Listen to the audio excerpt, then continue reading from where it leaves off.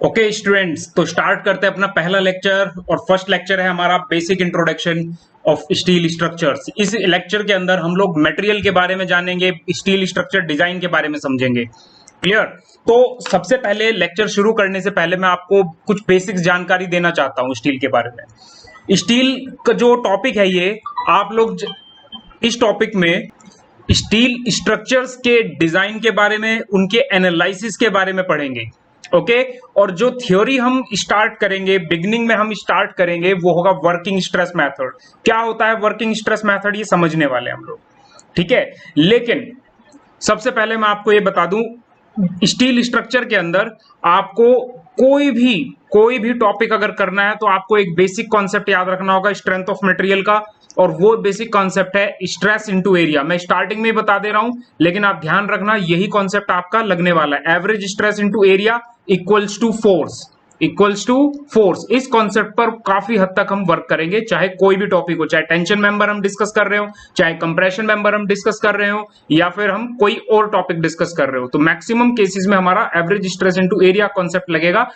इसी फॉर्मूले के बेसिस पर हम वर्किंग स्ट्रेस और अपने लिमिट स्टेट मेथड में भी डिफरेंशिएट कर सकते हैं, क्योंकि वर्किंग स्ट्रेस मेथड जो हम पढ़ेंगे, जो कि एक ओल्ड मेथड है, उस मेथड के अंदर आपकी स्ट्रेसेस अलग होंगी। लेकिन लिमिट स्टेट मेथड में जब आप स्विच करोगे तो जो मेन डिफरेंस आएगा वो होगा इन स्ट्रेसेस का, कि मेंबर के अंदर जो परमिसिबल स्ट्रेस होती है वर्किंग स्ट्रेस में कुछ और रहेगी, और जो आपकी लिमिटिंग स्ट्रेस है वह लिमिट स्टेट मेथड में कुछ और हो जाएगी। क्लियर? तो यहां पर सबसे पहले हम लोग देखते हैं किस तरह की होती है स्टील स्ट्रक्चर्स। देखो, जैसे आप लोग अभी इन डायग्राम्स में देख सकते हो, कुछ स्टील स्ट्रक्चर्स आपको दिखाई गई ऊपर। जैसे एक डायग्राम में, जो फर्स्ट डायग्राम है, उसमें आपको एक ब्रिज का स्ट्रक्चर दिखाया गया है, उसमें कुछ स्टील के एलिमेंट्स आपको कनेक्टेड नजर आ रहे हैं। और दूसरा एक फ्रेमवर्क दिखाया गया आपको इंडस्ट्रियल बिल्डिंग का। इसके अंदर स्टील के कॉलम्स, स्टील के बीम्स, स्टील के आपको पर्लिन्स, इस तरह के कुछ स्ट्रक्चर्स आपको मेंबर्स आपको देखने को मिल रहे हैं। तो ये बेसिकली आपके स्टील के बने हुए होते हैं। स्टील के जो मेंबर्स होते हैं वो दो तरह के आप यूज कर सकते हैं। पहला मेंबर जो होता है वो होता है आपका rolled section, hot rolled section जिसे आप बोलते हैं। हॉट रोल्ड सेक्शन क्या होता है, बेसिकली आप डिजायर्ड शेप, किसी भी शेप को कंपनी से बना बनाया ही खरीदते हैं, तो वह हॉट रोल्ड सेक्शन होता है। इसके बाद बात आती है आपके दूसरे सेक्शन की, वो होते हैं बिल्ट अप, कि आप सिंपल एक प्लेट लेकर आए हैं, उन प्लेट की सहायता से आपने मेंबर्स को जोड़कर एक नया मेंबर तैयार किया है, तो वो मेंबर्स कहलाते हैं आपके बिल्ट अप मेंबर्स। ओके, तो दो तरह के सेक्शंस हम डील करेंगे, एक होगा हॉट रोल्ड और एक होगा बिल्ट अप सेक्शन। क्लियर? तो यहां पर अगर मैं आपको बताऊं, सबसे ज्यादा जो यूज होगा हमारे सिलेबस के अंदर वो होगा हमारे हॉट रोल्ड सेक्शन का। टेंशन मेंबर, कंप्रेशन मेंबर में हम हॉट रोल्ड सेक्शन के बारे में डिस्कशन करेंगे। लेकिन कभी कभी ऐसी सिचुएशन भी आएगी जहां पर हॉट रोल्ड सेक्शन सफिशिएंट नहीं होंगे, वहां पर हमें दो हॉट रोल्ड सेक्शन को जब जोड़ेंगे तो एक नया मेंबर तैयार होगा, जिसे हम बिल्ट अप सेक्शन कहते हैं, जिसे हम जोड़कर बनाते हैं दो मेंबर्स को। क्लियर? तो सबसे पहले ये क्वेश्चन आपको ध्यान रखना है, जो बच्चे सेमेस्टर पढ़ रहे हैं उन लोगों के लिए बता रहा हूं। सेमेस्टर वाले बच्चों को एक पॉइंट ध्यान रखना है कि उनके एग्जाम के अंदर एक रिक्वायर्ड होगा उन्हें IS 800, जो उन्हें एग्जाम में प्रोवाइड किया जाएगा, और दूसरा होगा स्टील टेबल। तो ये दो चीजें आपको चाहिए, पहला IS 800 और दूसरा स्टील टेबल। इसी के साथ मैं क्लियर कर दूं, जो IS 800 है ये आपका 1984 और 2007 दो वर्जन है इसके। ये ओल्ड वर्जन है और ये आपका न्यू वर्जन है। ये जो ओल्ड वर्जन है इसका, ये आपका बेसिकली जो वर्किंग स्ट्रेस मेथड है, जो ओल्ड मेथड है, उस पर बेस्ड है। और ये जो 2007 वाला वर्जन है, ये लिमिट स्टेट मेथड पर बेस्ड है। तो आपके जो कोर्स सिलेबस का पार्ट होता है, अगर मैं आपके सिलेबस की बात करूं तो ये होता है आपका वर्किंग स्ट्रेस मेथड। ठीक है, तो इसीलिए आपको IS 800 1984 को पढ़ना है। तो इस लेक्चर सीरीज में मैं सबसे पहले वर्किंग स्ट्रेस मेथड डिस्कस करूंगा। लेक्चर सीरीज के एंड के बाद फिर मैं दोबारा से लिमिट स्टेट मेथड के कुछ वीडियोस अपलोड करूंगा, जो बच्चे ऑब्जेक्टिव की तैयारी कर रहे हैं उनके लिए हेल्पफुल होंगे। हालांकि जेई एग्जाम में वर्किंग स्ट्रेस मेथड पॉपुलर है, लेकिन SSC जेई के एग्जाम के अंदर आपका लिमिट स्टेट मेथड से भी क्वेश्चन पूछे जा चुके हैं। क्लियर? तो हमें वो मेथड भी पढ़ना पड़ेगा। लेकिन जहां तक कि सेमेस्टर एग्जाम्स की बात है, वहां आपके लिए केवल और केवल वर्किंग स्ट्रेस मेथड ही इंपॉर्टेंट होने वाला है। क्लियर? तो यहां पर मैं आपको बताता हूं सबसे पहले कि जो सेक्शन है हमारे, मैंने आपको बताया स्टील स्ट्रक्चर दो तरह के सेक्शन से बने हैं। पहला सेक्शन है आपके हॉट रोल्ड और दूसरे सेक्शन होते हैं आपके बिल्टअप। जो हॉट रोल्ड सेक्शन होते हैं ये मैन्युफैक्चर्ड आते हैं, ये बने बनाए होते हैं, मैन्युफैक्चर होते हैं ये स्टील की कंपनीज के अंदर, ठीक है, जहां पर इनका मैन्युफैक्चरिंग होती है। और ये आपके वेल्डिंग से या आप इन्हें रिवेटिंग या बोल्टिंग के द्वारा बनाते हैं। ठीक है, यहां पर बिल्टअप सेक्शन में आप दो रोल्ड सेक्शन को आपस में जोड़ सकते हैं। कैसे जोड़ सकते हैं? वेल्डिंग के द्वारा, रिवेटिंग के द्वारा या बोल्टिंग के द्वारा, जो कि कनेक्शंस हैं, हमारा सेकंड टॉपिक भी है। तो स्टील स्ट्रक्चर्स के अंदर आप ध्यान रखना ये बात, चाहे जो भी आप स्टील यूज करें, जैसे आप हॉट रोल्ड यूज कर रहे हैं या बिल्टअप यूज कर रहे हैं, ये स्टील अन्य मटेरियल से ज्यादा बढ़िया होती है, बेहतर होती है। अगर हम इसके पॉजिटिव पॉइंट्स को देखें तो इसके पॉजिटिव पॉइंट्स काफी हैं, तभी हम स्टील को एक पॉपुलर मटेरियल की तरह आज की तारीख में यूज भी कर रहे हैं। जैसे मैं आपको दिखाता हूं इसकी एडवांटेजेस क्या क्या होती है। एडवांटेजेस में मैं आपको, जैसे मैंने इंग्लिश के अंदर लिखा हुआ है, लेकिन मैं आपको इसका हिंदी ट्रांसलेशन भी दे रहा हूं। ओके, तो जैसे आप लोग देख पा रहे हैं, following are the advantages using steel for structural purpose. नीचे जो लिखी गई है ये एडवांटेजेस हैं। जैसे पहला, स्टील आप लोग सभी को पता है, जैसे हम कंक्रीट मटेरियल यूज करते हैं, आपने अपना पढ़ा भी होगा, कंक्रीट का टेंशन में स्ट्रेंथ कमजोर होता है, कंप्रेशन में अच्छा होता है। ठीक है, लेकिन स्टील एक ऐसा मेंबर है जिसका टेंशन और कंप्रेशन में लगभग एक बराबर स्ट्रेंथ होता है। चाहे किसी भी मटेरियल से कंपेयर कर लें, हर एक मटेरियल, जैसे हमने यहां पर कंपैरिजन किया है कंक्रीट, टिम्बर, ब्रिक, मैसनरी, इन सभी के अंदर आप देख सकते हैं कि एक स्ट्रेंथ बहुत अच्छी है और दूसरी स्ट्रेंथ इनकी कम है। जैसे टिम्बर की शियर स्ट्रेंथ कम है, जैसे कंक्रीट की टेंसाइल स्ट्रेंथ कम है। क्लियर? ब्रिक मैसनरी की अगेन टेंसाइल स्ट्रेंथ कम है। क्लियर? तो ये आपको एडवांटेज मिलेगा स्टील में कि इसकी टेंशन और कंप्रेशन दोनों ही स्ट्रेंथ अच्छी होती है। तो पहला एडवांटेज। दूसरा एडवांटेज आप देख सकते हैं, जो बच्चे हिंदी में नोट करना चाहते हैं, वो जो मैं बात बोल रहा हूं उसे डायरेक्टली अपने नोट्स में लिख भी सकते हैं। क्लियर? और अगर कोई आपको रिक्वायरमेंट होगी तो लाइव सेशन में हम लोग मिलेंगे, तो वहां पर आप मुझे बताना कि सर हिंदी के नोट्स भी आप लिख के दें। क्लियर? जैसे मैं आपको दूसरा बेनिफिट बताता हूं, स्टील आइडियल मटेरियल होता है। स्टील के अंदर होमोजीनियस होता है। होमोजीनियस का मतलब आप लोगों ने सोम में पढ़ा है कि लगभग एक ही मटेरियल से ये मिलकर बना है। इसमें जैसे कंक्रीट के अंदर सीमेंट डाल रहे हो, एग्रीगेट डाल रहे हो, पानी डाल रहे हो, अलग अलग इंग्रेडिएंट आप मिलाकर सीमेंट तक कंक्रीट तैयार कर रहे हो, लेकिन ये आपका एक होमोजीनियस मटेरियल है जिसका सभी पॉइंट्स पर प्रॉपर्टी सेम है। किसी भी पॉइंट पर चले जाओ, प्रॉपर्टी में कोई चेंज नहीं आएगा। लेकिन कंक्रीट को आप अगर देखोगे ना, किसी एक पॉइंट पर तो कुछ और प्रॉपर्टी शो होगी और किसी दूसरे पॉइंट पर कुछ और प्रॉपर्टी शो होगी। तो कंक्रीट होमोजीनियस मटेरियल नहीं है, ठीक है, लेकिन स्टील एक होमोजीनियस मटेरियल होता है। इसके साथ साथ ये आइसोट्रॉपिक भी होता है। आइसोट्रॉपिक, तो आप हिंदी में अगर ट्रांसलेट कर रहे हैं तो स्टील एक आदर्श होमोजीनियस मटेरियल है, वह इसके साथ साथ ये एक आइसोट्रॉपिक मटेरियल भी है।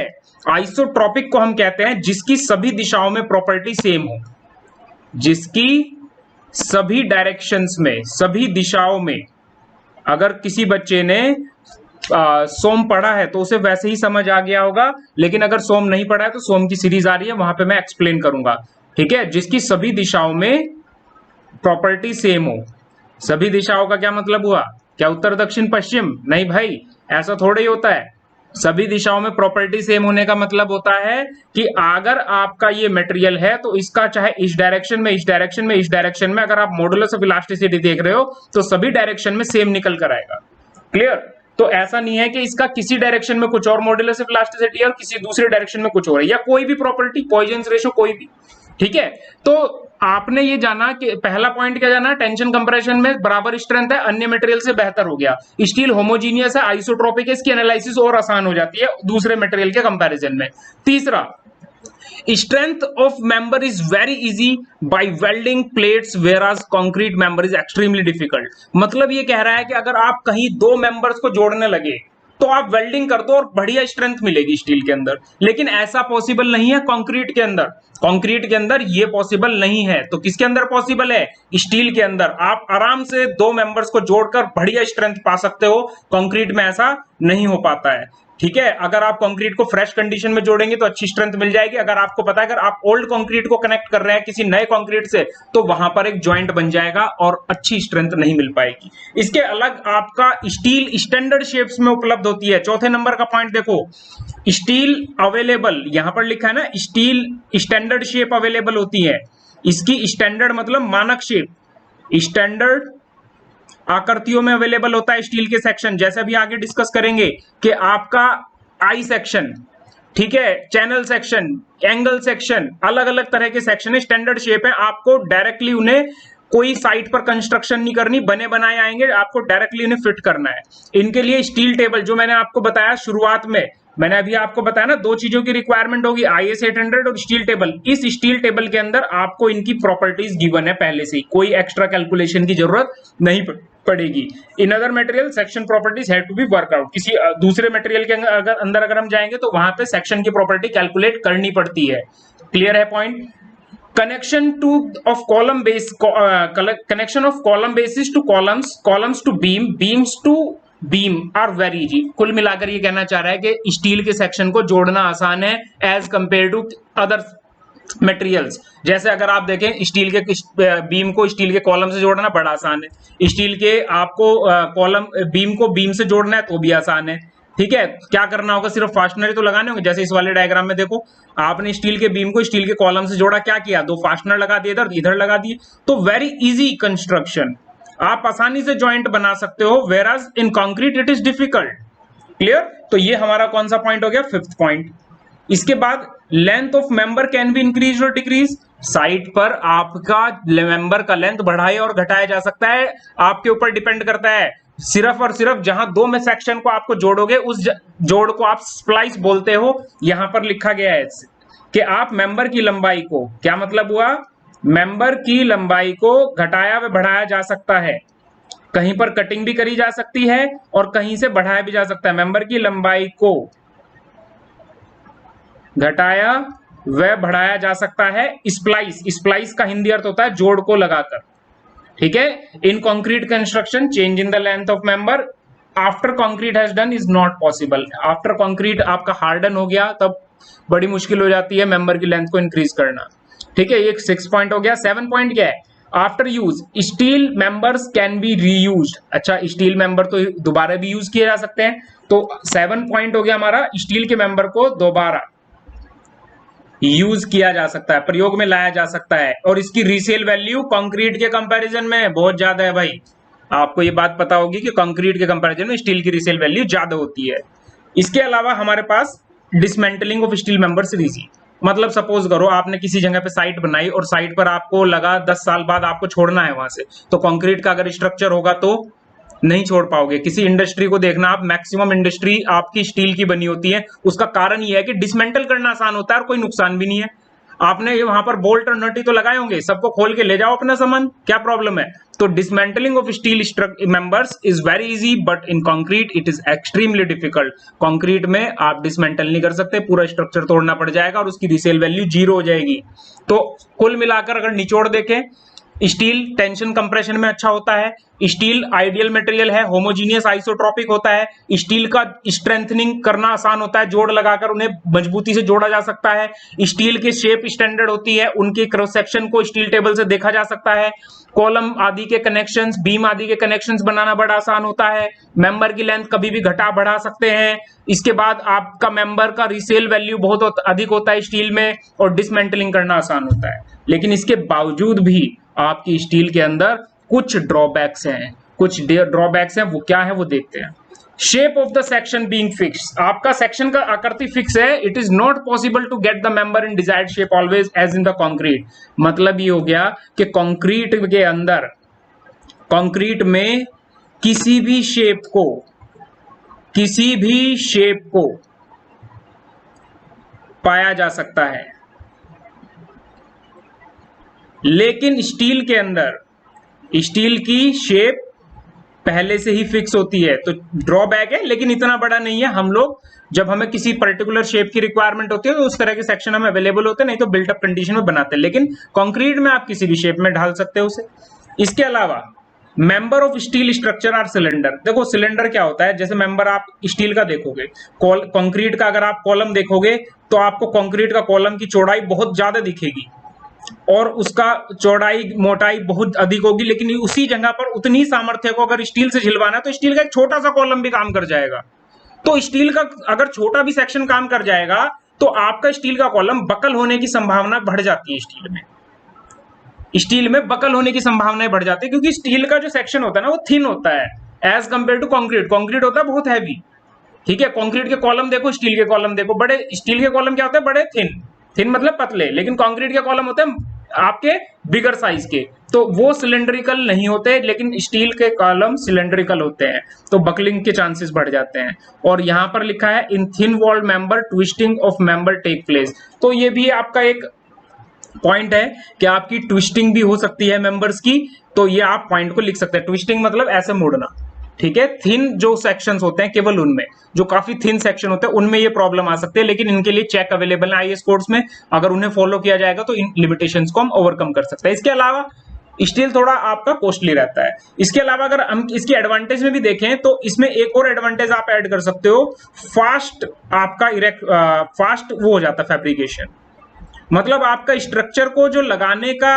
या कार्य की जो दर है वो बढ़ जाती है स्टील के अंदर। इसके साथ अगर मैं देखें स्टील के लिए, जैसे मैंने बताया थिन वॉल्ड मेंबर्स होते हैं, तो स्टील में एक लिमिटेशन लगाई गई है कि स्टील का जो थिकनेस होगा किसी भी माइल्ड स्टील की प्लेट को जब आप यूज करोगे और अगर आपका एक्सपोज टू वेदर है, ठीक है, और आपका पेंटिंग वहां पर की जा सकती है, एक्सेसिबल फॉर पेंटिंग, मतलब ये लिखना चाह रहा है कि माइल्ड स्टील यदि पेंटिंग माइल्ड स्टील की प्लेट पर या किसी भी मेंबर पर यदि पेंटिंग की जा सके,